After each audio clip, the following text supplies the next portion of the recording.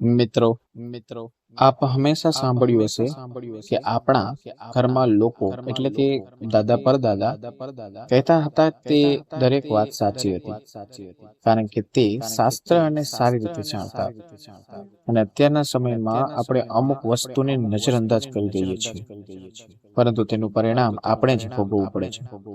તો ખાસ આ વિડીયોમાં અમે આપણને 15 એવા ઉપાયો અને 15 એવી વાતો જણાવી રહ્યા છીએ કે આવી ભૂલ તમારે પણ ક્યારેય પણ નથી કરવાની. આ વિડીયો દરેક ભાઈઓ તથા બહેનો માટે ખૂબ જ ઉપયોગી સાબિત થશે. આ વિડીયોમાં અમે આપને શાસ્ત્ર મુજબ એ માહિતી આપવા જઈ રહ્યા છીએ કે જીવનમાં આપ તે વાતોને ધ્યાનમાં રાખશો તો ક્યારે પણ તમારા ભાગ્ય અથવા તો તમારી કિસ્મતમાં કે પ્રગતિના માર્ગમાં કોઈ પ્રકારની અડચણ નહીં આવે. તો ખાસ દરેક મિત્ર આ વિડીયોને અંત સુધી જરૂર સાંભળજો.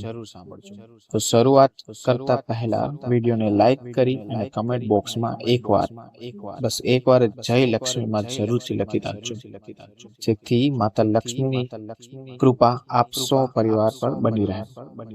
1 નંબર છે, ઘરમાં રહેતી સાવરણીની ક્યારે પણ ઊંચી જગ્યાએ ઉપર મૂકવી નહીં, અથવા તો દિવાલ ઉપર ટીંગાવી નહીં. તેમજ ચાલવાનો રસ્તો હોય તે રાખવી નહીં. સાવરણીને હંમેશા છુપાવીને રાખો. બેડ નીચે કે સોફા નીચે તમે રાખી શકો છો. સાવરણી માથે પગ દઈને ચાલવું ખૂબ જ અશુભ માનવામાં આવે છે. 2 નંબર છે, ઘરના મંદિરની આગળ એક પડદો જરૂર રાખો.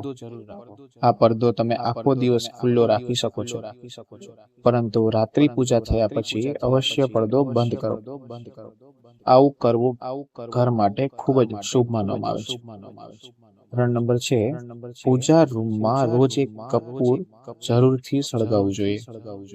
કપૂરથી સમગ્ર ઘરમાં પોઝિટિવની ઉર્જા જળવાઈ રહે છે.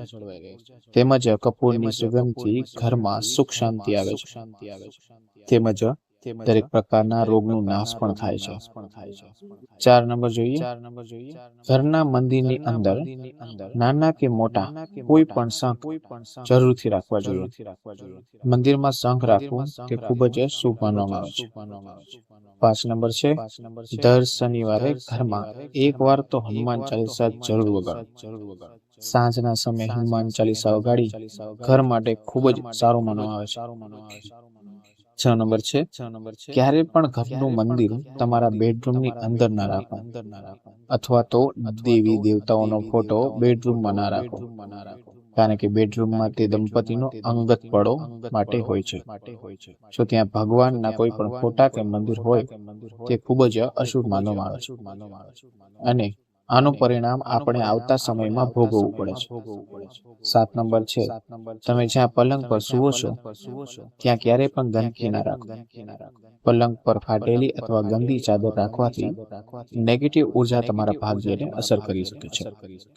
સવારે ઉઠતાની સાથે જો પથારી સાફ કરો અને ચાદર બરાબર પાથરી દો. બેડ પર એક જ ચાદર ઘણા દિવસ સુધી ના રાખો. ગંદી ચાદર તમારા ઘરમાં ગરીબી લાવે છે. 8 નંબર છે, દરરોજ પૂજા કર્યા પછી પૂજા રૂમમાં કે મંદિર સાફ સફાઈ જરૂર રાખો. તેનાથી તમારા ઘરમાં પ્રગતિ થશે અને દેવી લક્ષ્મીની કૃપા પણ તમારા પર બની રહે છે.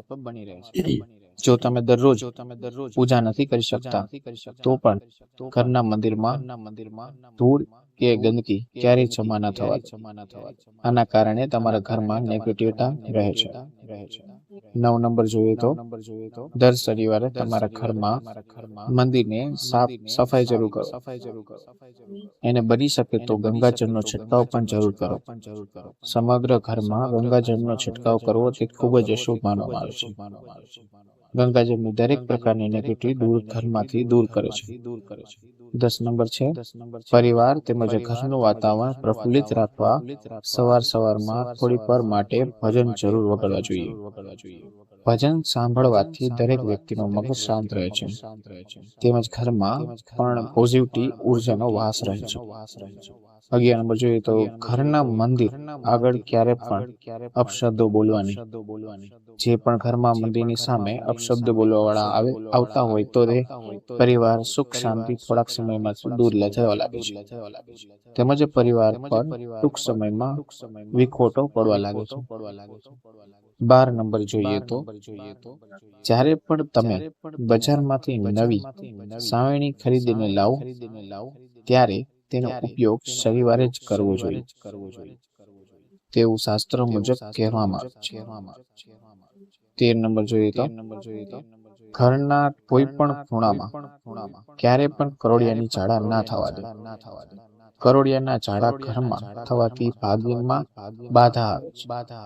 તેમજ ઘરમાં કંકાસ પણ વધે છે. જેથી હંમેશા ખાતરી કરો કે ઘરોમાં કોઈ પણ ખૂણામાં કરોળિયાની ઝાડા ના હોવી જોઈએ. 14 નંબર જોઈએ દરવાજાની બારી શાખા પાસે ઊભી રહેલી હોય કોઈ પણ શુભ કાર્ય ના કરવું જોઈએ અથવા તો કોઈને વસ્તુ આપી કે લેવી પણ ના જોઈએ. હંમેશા ઘર અંદર અથવા તો ઘરની બહાર ઊભા રહેવું. 12 શાખા પર ઊભું રહેવું અશુભ માનવામાં આવે છે. તો મિત્રો, જો તમને આ વિડીયો સારો લાગ્યો હોય તો કૃપા કરીને વિડીયોને લાઈક કરો, ચેનલને સબસ્ક્રાઇબ કરો અને આવા જ વાસ્તુશાસ્ત્ર ટિપ્સના વિડીયો જોવા માટે અમારી ચેનલ સાથે જોડાયેલા. કારણ કે અમે જીવનના દરેક સુખ શાંતિ પ્રદાન કરે તેવા વિડીયો અવારનવાર તમારી સમક્ષ જરૂર લાવી છે. તો હંમેશા યાદ રાખો કે અમે જે તમને આ જીવનના સુખી થવાના 15 નિયમો છે કે એક નિયમનું પાલન કરશો. અને હંમેશા એક વસ્તુનું ધ્યાન રાખો, અપશબ્દ બોલતા પહેલા 100 વાર વિચારજો અને ઘરમાં નાના બાળ ઉપર શું અસર થાય તેનું પણ ધ્યાન રાખજો. ઘરમાં બોલતી વખતે 100 વાર વિચાર કરવા જોઈએ. આ હતી આપણા વિડીયોની પૂરી ડિટેલ. આવા જ વિડીયો અમારા ચેનલમાં અવારનવાર તમને જોવા મળશે. એટલે અમારા વિડીયોની નોટિફિકેશન નું બટન એકવાર ક્લિક કરીને તમે દરેક વિડીયો નિહાળી શકો છો.